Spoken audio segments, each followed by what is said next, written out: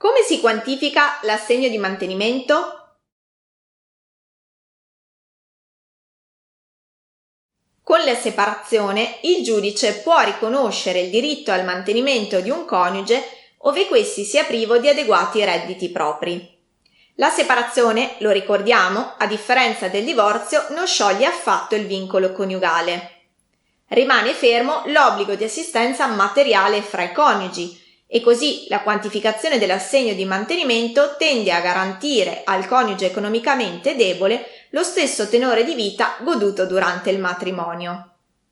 Nel giudizio gli avvocati devono rappresentare la complessiva situazione patrimoniale e reddituale dei coniugi, le cui dichiarazioni dei redditi rappresentano solo un punto di partenza.